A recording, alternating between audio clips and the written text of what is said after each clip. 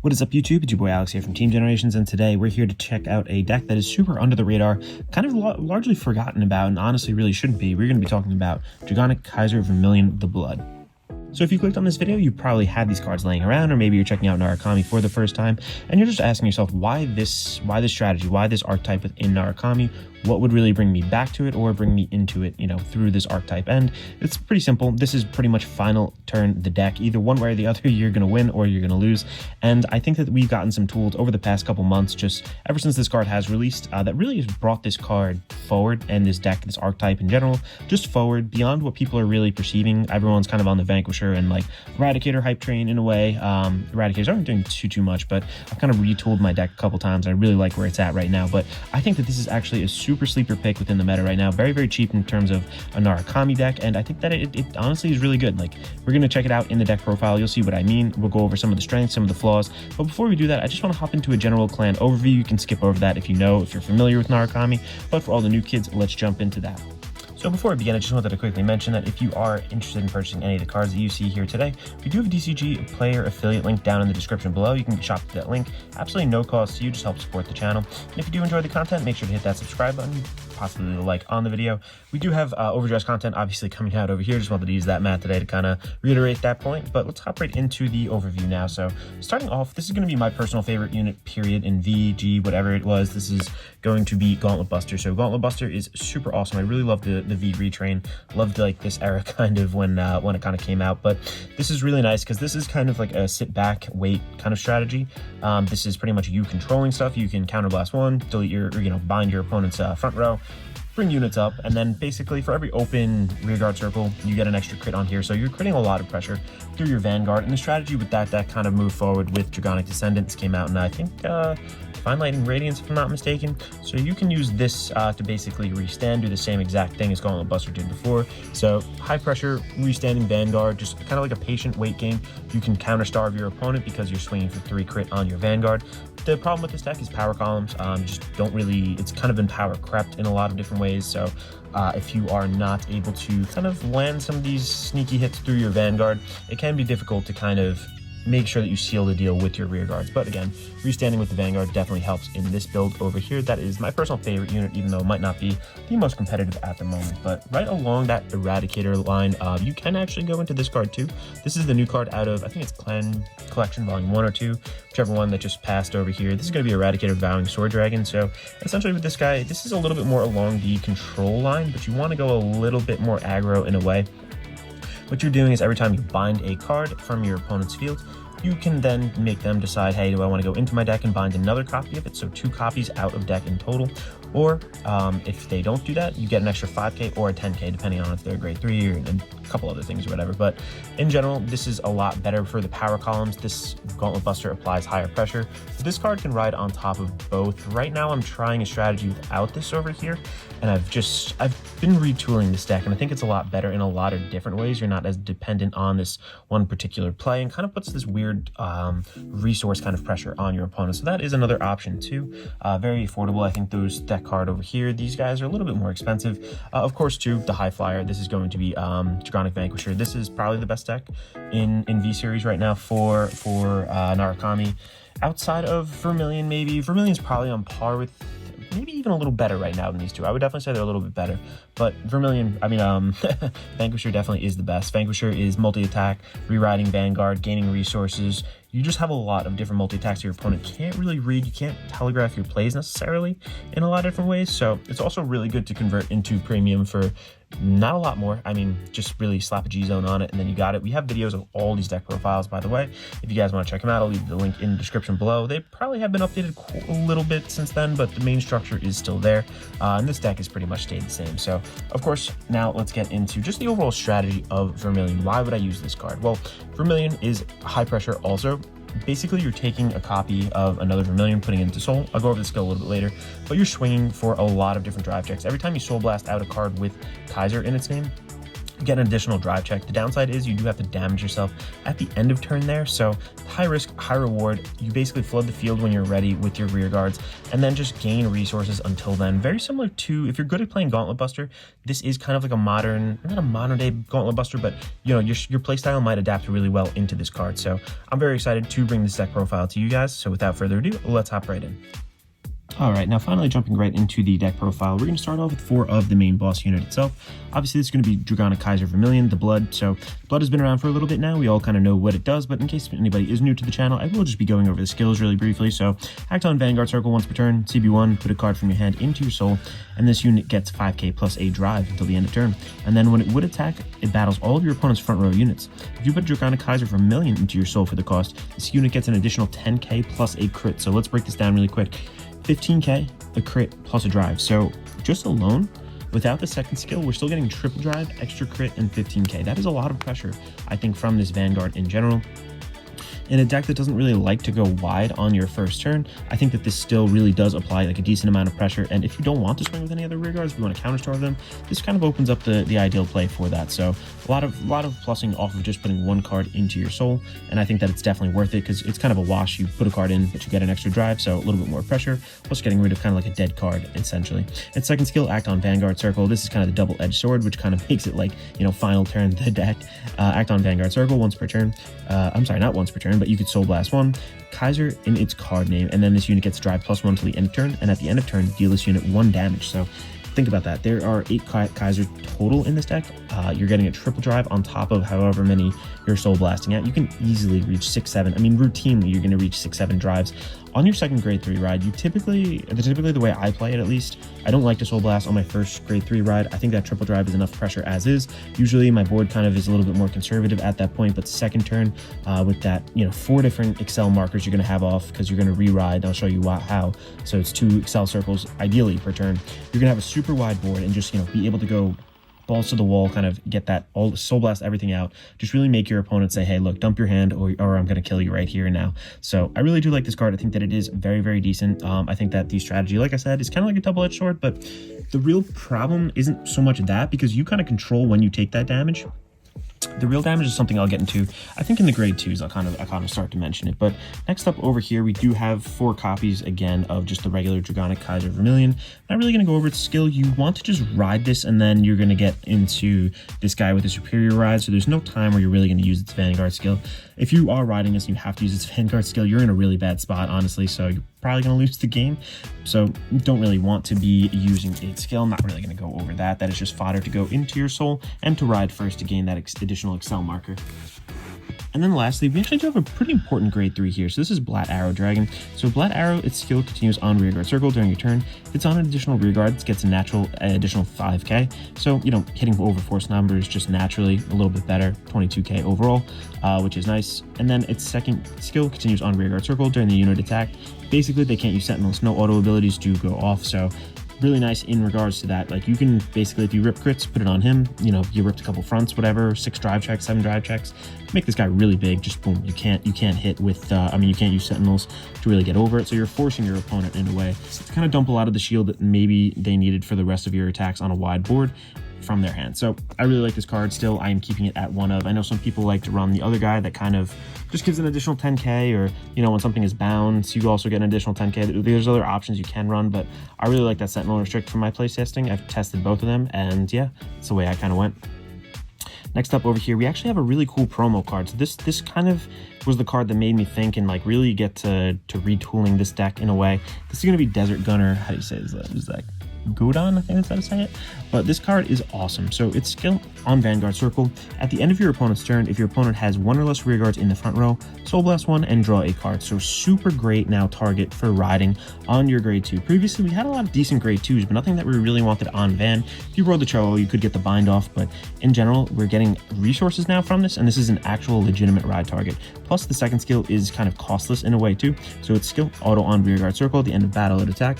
If your attack of your Vanguard hit this turn, put this unit into your soul and then draw a card. So again, a little bit more card draw, plus it's putting things in soul because we don't, certain skills do use soul blast in here, and we don't want to soul blast out our Vermillion, so it's very useful to be replenishing. Plus 2, if your opponent has abilities where, you know, retire this, retire that, or, you know, find that other, Narukami mirror match, whatever the case is. If they're looking for units on board, Ghidorah and whatnot, like this guy vacates himself, which is becoming a more popular thing in V series, just kind of dumping your board after your turn. So I really like that second skill, and this kind of just makes me think this is the one card that made me kind of go back to the deck and be like, I feel like this would be really good in here. And from playtesting, it really, your early turns feel a lot better. Your resources in general, you start to draw out a lot more, and that is kind of like a huge upside, but it is the downside, because when you start drawing into these pieces, if you can't Superior Ride, which I'm going to go over how to do that in a little bit, it does feel a little bit bad. There's times where I've drawn into like all my key pieces because there is so much draw power in this deck, but this is an awesome unit. I definitely suggest picking up a couple of these. They're super cheap, I think, so yeah, not too bad overall. And if you have these cards laying around, why not retrain this deck in a way. Next up over here, still running 4 of Spark Arrow Dragon. Still need it for the Superior Ride. Let's get that picture over there just so you can see it. Sorry about the glare. I'm not in my usual setup. I'm in the middle of a move still. Just finally getting that under the wraps. But we are act on Rearguard Circle. If you have a Vanguard with Kaiser in its card name, Soul Blast 1, retire this unit. Search your deck for up to 1 card with Kaiser in its name, ride it as stand, shuffle your deck until the end of turn when your opponent's Rearguard would be retired, bind it instead of retiring. This ability may only be used with a card of the same name once per turn. So ideally, let's go over just the Superior Ride to make it really clear. You would, ride onto this on your grade 3 turn. Boom, generate Excel marker, pop him down, actually use him, retire him, and then you go get out a regular, the blood from your deck. You basically get another Excel marker, and then on top of that, you are attacking everything you're attacking with this guy, because you're attacking the whole front row. It gets retired also. Gets bound also, not just retired. So really nice overall to proc some of these other Narukami skills that we do like. I know the grade 1 searcher definitely needs that bind off in general, but really just propelling more Vermillions into your soul. Like on your first grade 3 turn, you're already gonna have 2 in soul. Like if you feel like you can go for game, I guess try it, but you could soul blast out 2 and get 5 drive checks. You might, if you have a lot of damage to play with, maybe do that, but I typically don't like to do it, but you could do it, and this guy kind of just helps us generate a lot more Kaisers in soul. Kind of really pivotal to our strategy overall. Next up over here in the grade 2 lineup, let me just pull that out real quick. We're going to get into some 2-ofs now. So I'm still running 2 of Cho-Oh as our main multi-attacker in this deck. So it's nice to just be able to have a little bit of poke, a little bit of, bind, grab, bring up if you have those spare counterblasts. Nothing but the Vanguard really uses counterblasts in this deck, if I'm not mistaken. There's not really much else. So we do have a lot of spare counterblasts to go around. I feel like 2 is just a sweet spot with Cho-Oh. 3 gets a little clunky. You can't really get 2 of them off at the 2 full one of these off on the same turn. So I think 2 of is nice. It's good when you see it. It's not absolutely pivotal to the deck anymore. Like this used to kind of be like a bread and butter card, but I think it's more of like a tech card in this meta. Next up over here, another kind of tech card or flavor choice. You could choose to use more powerful units instead of these guys, but I kind of like the resources that this guy gets us.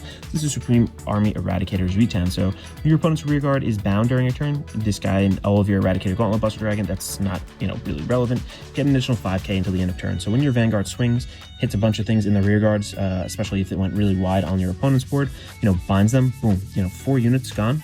You just got an additional 20k on this guy, plus any triggers that you might have ripped. So really useful in that regard too. And I actually do like using these guys earlier in the game too, because the second skill auto at the end of battle, it attack the Vanguard if your opponent's front row has no rearguards. Put this into your soul and draw a card. So again, vacating your field, just getting that extra draw. Really just so many things in this deck get off that additional draw, and you just run through like your deck so, not quickly, but in an efficient way that you really can hold on to your second grade 3 turn pretty reliable against any deck.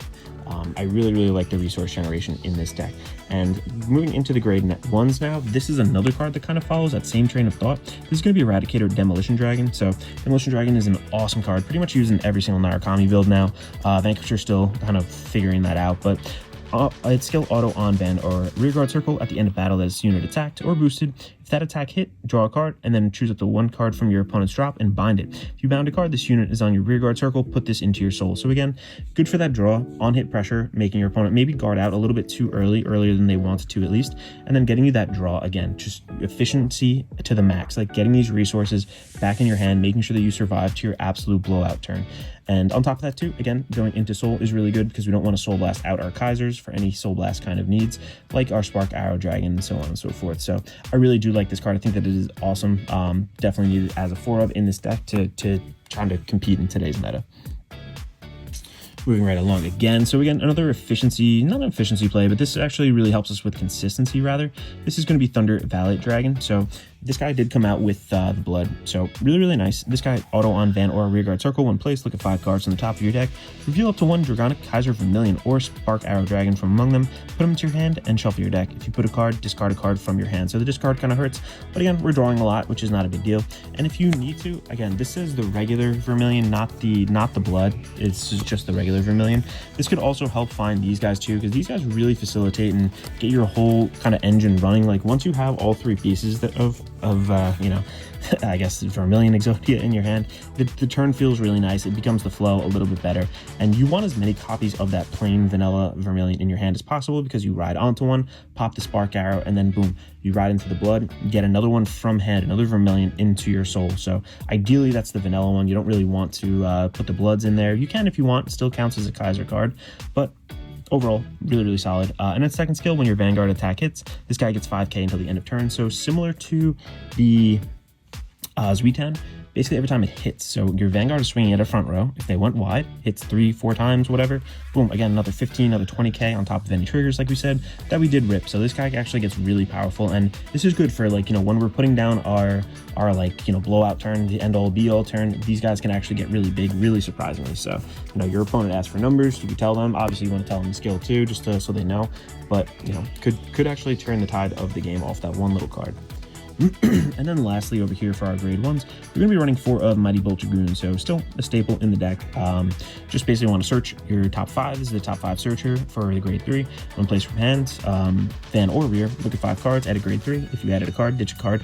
And also it's pretty easy to get the 5k extra during your turn if any player's card was bound. This guy gets an additional 5k, making a nice 13k booster, or put it in your front row, you know, at least it hits, threatens a hit, you know, because you're going for that big blowout turn, again, on your second grade 3 ride, and potentially want to hit a 13k Vanguard with force numbers. So that is the main deck over here. I think that with all of the drawing that you do in this deck, all the filtering, all the searching, you do get your key pieces pretty easy, more so than we did when we initially saw this deck first come out. So I really like where it is at the moment. Let's pan out and let's go into the triggers now. All right, cool. Let's start off with these guys over here. So running 4 Sentinels, I think they're super important in the deck. We have a ton of draw as is, so forgot previously what my lineup kind of was, but I typically go a little bit heavier on draw in Narukami. But we've drawn so much throughout my deck, throughout my playtesting. It's just, you gain so many resources. I don't think you really need some extra. So I chose to go with a little bit more of an aggressive trigger lineup. Let's go into that last. But next up over here, this should be 4. I just don't have my 4th copy. I have like 3 playsets of this. This is like the only incomplete playset. But this is going to be, should be 4 of the Heal Guardians, the new ones. But I'm just popping that regular 20k shield in there for now. Just really important for us to kind of limit our damage, because if we do want to Soul Blast out a Kaiser and take a little bit more damage early, just to, you know, maybe get that extra drive check, dig a little deeper into our deck, whatever the case is, like, you want to make sure that you are limiting how much damage you are taking early on. And we have a pretty, like, we have a good early game in terms of consistency, in terms of just like draw power, but we don't have aggression. So it's, you know, our opponent could start laying stuff on us really early in the game, and these guys really help save us. And I think that this is a huge contributing factor on why this deck is actually pretty decent now. So I really like this personally. We're going to stay at 4 of with that guy. And then I'm running 2 crits over here just because you need to threaten a crit at some point. You know, if your opponent sees it, then sees you ripping a bunch of fronts, but also sees at least one of these, you know, it's going to be in their head that, oh wow, he might be running more crits. You know, I have to consider that he could, you know, crit you out. And there is a Black Arrow Dragon in here too, so you could put crits on him, which basically says, you know, hey, if your opponent's at 4, they have to guard this out. Otherwise risk healing if they just have like a PG or whatever, if they don't have a lot in their hands. So I really do like the crits. They are good, but the main bread and butter really is front. So I'm telling you guys, try this out. I'm running, what is it over here? There's 6 fronts, sorry, and one of the starters. The fronts are huge. Like, you're committing your board late on your second grade 3 turn, and then you have to make sure your board is like hitting for substantial numbers. Like, yeah, a lot of the cards do gain power on by themselves, but at the same time, just making sure that they're buffed up and beefed up, like, is a huge plus. Like, you need to have fronts in this deck. I think that's the way personally to play it. Like, you can rip crits all day, but then, you know, if your opponent can just guard them out, no big deal. If you hit fronts, you know, they have such a hard time, like, because you're really committing everything. Like, you're dropping your entire hand on your second grade 3 ride if you're soul blasting out all of your Kaisers, because you're going to die anyway. You're going to take all those damage, so why not commit, make a huge board, and really the fronts juice that up, in my opinion. So I really like these guys. I hope, you know, in your playtesting, if you do choose to build this kind of build, I hope that you see what I'm talking about. So yeah, let's hop into a test time to show you guys how consistent and how the deck kind of plays out. All right, so let's shuffle up over here and get started. Got my starter out over there. Sometimes I kind of forget. Sometimes I see my pile of triggers like over here, like think it's overdressed. I'm like, oh yeah, my starting 4 is all over there. And I forget, oh wait, no, this is V or this is premium, whatever. I need to get my starter out separate. But overall, I really, really like this deck. What is the level of comfort in terms of competitive viability that I feel like it has? I definitely... You know, if you want to be a Chad, you can roll up to regionals with it. Like, I really think this deck could take, you know, just such a high roll potential. Could take absolutely anybody. For locals, no doubt. Like, I would bring this 7 out of 7 times, 7 days a week or whatever. I think this is really strong. Not a lot of people know how to play against it. Not a lot of people understand the pacing of it. Like I said before earlier, if you skipped over the kind of clan introduction, if you are into Gauntlet Buster, I think that it has a very similar kind of like idea where it's like, okay, I'm gonna bide my time, gain my resources, hold out, and then when I'm ready for it, like I'm just gonna hit you with everything I got, and it's basically like a huge gamble at that point. And I think it's a gamble that could pay off in a lot of different scenarios. So I really like this deck, and I like to kind of look back at some of these decks that are considered not so great or just a little bit older in general, and just say, hey, look, like let's see what this is all about. So I'm actually gonna put back. I'm really looking for a grade 1 here. I have a lot of grade 1s in the deck, and I do like Vermillion. I'm gonna put back 3. We're gonna risk it here and see if I can go and get a grade 1, 1, 2, and 3. We did get the grade 1. I got 2 grade 1s, so not too bad. Let's get that over here. There we go. All right. Let us pass it. Actually, let's stand and draw for turn. We're going to pretend we go first, as we do in all of our test hand videos. Nice. And I have another ride target for grade 2, so I don't have to burn the Spark Arrow Dragon. So let's go on to the Demolition Dragon. Let's draw for him. And unfortunately, we can't really use its ability or anything here, but we're going to pass it over to our opponent and take a damage. Boom. Okay. Dang, a real grade 2 ride target. We're going to stand and draw now. Boom. All right. We are going to ride into... Do I want Cho? Yeah, I'm going to go into Cho first. Unfortunate. I do really want to go into him, but... If you do go into him, like you just see, your hand gets so much bigger. It's just so much nicer overall. Yeah, let's put this here for now. Okay, let's just swing because we're not going to do too much else, right? Nah, I could actually pressure a little bit early with this and kind of put it in soul. Let's do that. Let's just pretend it hits over here. So I'm going to put this into soul, draw a card, find a card from their drop if they have available. Nice, so I could get that, which is pretty decent actually. So let's go ahead and swing over here. We're going to swing at our Vanguard, or at their Vanguard. Boom. You know, if they had a trigger, it wouldn't pass, but no big deal. We're at a decent hand state over here. Let's pass it over to our opponent. Let's take 1 damage. Oh no, a ride target, and then 2 damage. Let's say. Oh no, another Vermillion. That's not good. Stand and draw over here. Let's go into this guy. We're going to go into Kaiser, and let's get a Excel 2. Almost said Force. Excel 2. Draw. And we got another one there. So this is actually really good. It's actually pretty good here. So let's pop this down right there. We're going to use its skill. We're going to Soul Blast one out. And again, no Soul Blast. I know there's no Vermillion in there, but don't Soul Blast out of Vermillion. We are going to go and fetch a Blood from our deck. There's one right here. I just can't do it. Nope, that's not it. There we are. And we're going to get another Excel marker off of that. And again, every time we bind something now, we get a... I mean, every time we hit something and retire, it also goes to the bind zone. So... still binding Narukami. So let's get our second one right here. All right, so let's draw off of the Excel 2. All right, so we get another one, and then I'm going to use its skill. I'm going to counterblast one. I'm going to put one into my soul. Let's put, you know, let's actually go this one, just in case we do get a Spark Arrow Dragon. So I get a 15k extra, just because I want to ride this guy next time I get a Spark Arrow Dragon, still go through the combo and get my last blood out. But yeah, let's go into it here. I could... I don't want to do that. I think I'm going to hold these guys, honestly. I do need a Spark Arrow Dragon. Maybe I'll put down one. Put down one of these guys. I'll look at the top 5. 1, 2, 3, 4, and 5. Let's see. 2, 3, 4, 5. We do get a Spark Arrow Dragon, so let's add that here. Let's toss another card from our hand. Okay, nice and shuffled. Ditching a card. What are we gonna ditch here? Let's ditch another copy of the 10k. the same copy of itself because I think we're okay for later. And I do want to actually place one of these down because we will pretty much be swinging at their front row. So this is triple drive over here. Let's go 1, 2, and 3. And we're going to go, let's say it did hit at least 2 things here. We're going to give the power, what is that, 10? This is going to be 19. 19 plus 5 is 24. Let's give it actually over here. I'm going to draw also, so this gets an additional 10. So the 24 is going to be 34, but let's swing again. This is 8, another 2. Let's say it hit twice, so it gets 10k each. 18. 18 plus 5 is 23, so it's still at least a 15k guard, which is pretty cool. And then boom, I'm gonna pop it over here now. This is gonna be 34. This goes into soul because they have nothing in the front row.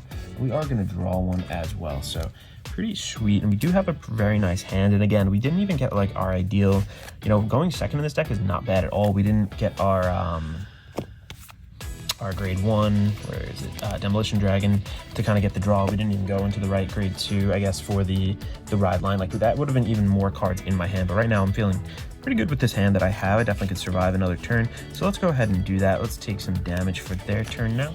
We got 1 over here. Boom. Let's hold out. I don't really need any more, let's say, so let's guard 1 attack, or 2 attacks, PG something, let's say. Let's go into, I don't want a PG. Let's PG this over here. There we go. And that kind of concludes their turn. So let's stand and draw. There we are. We are now going to ride into the Vermillion. I'm going to go get another Excel marker. I keep on saying force marker. There we go. I'm going to draw. And then we did get another Spark Arrow Dragon anyway, but that's okay. So let's pop that down. We're going to Soul Blast 1. Yeah, let's Soul Blast out. It doesn't really matter. Soul Blast out the Zuiton. I'm going to search my deck for the last copy of the Blood. And sometimes with the draw power, that's like the downside I was talking about. Like, you sometimes draw so much in this deck that like you draw your Bloods and you can't do this combo correctly over here. But, that's not a terrible problem to have overall, like drawing so much that I can't, do, I guess, the full combo. But I'm going to draw again off of another guy there, and cool. So I do get another Vermillion in my hand, which is so ideal off that. I'm going to counterblast 1.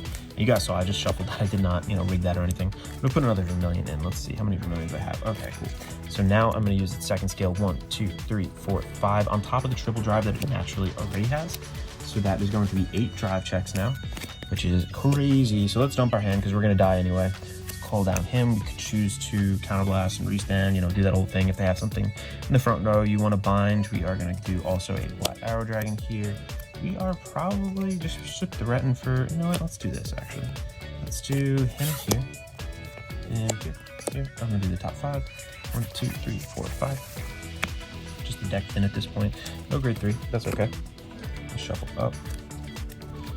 There we go. So we committed our board, and this is our blowout turn. Like we have to kind of make it work, and there is a Mighty Bolt of Runes sitting back here. So again, everything that we do hit is going to bind. They have 3 units in the front row at least, let's say. All right, let's swing over here. 8 drive checks, 27k, 2 crit. Let's go. Let's do this. 1, 2.